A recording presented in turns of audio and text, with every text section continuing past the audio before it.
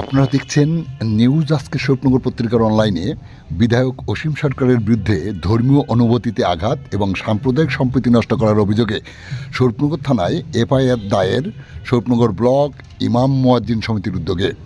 এখন শুনুন বিস্তারিত।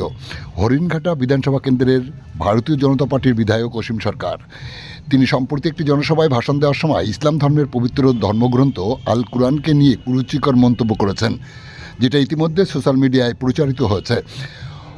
ফলশ্রুতিতে ইসলামপন্থী সর্বসাধারণ মানুষ এই উদ্দেশ্য প্রণোদিত উস্কানিমূলক বক্তব্যে দারুণভাবে আঘাত পেয়েছে।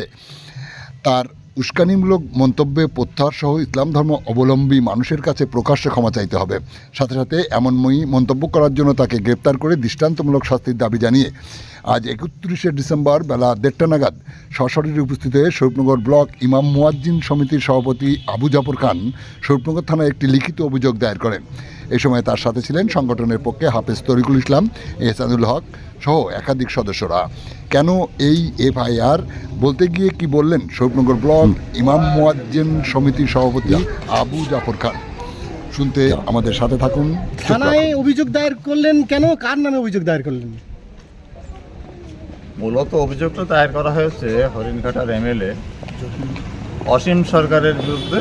তিনি যে কোরআনের অবমাননাকর এবং কুরুচিপূর্ণ কথাবার্তাটা বলেছেন, বক্তব্য রেখেছেন, তার বিরুদ্ধে আমাদের এফআইআরটা হলো।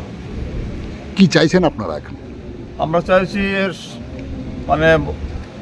যিনি এই মন্তব্য করেছেন এবং একটা বৃহৎ ধর্মগোষ্ঠীকে যিনি আঘাত দিয়েছেন, তার যথোপযুক্ত শাস্তি হোক, তিনি গ্রেপ্তার হন এবং তার বিরুদ্ধে মামলা হোক। আপনার নাম পরিচয় বলবেন?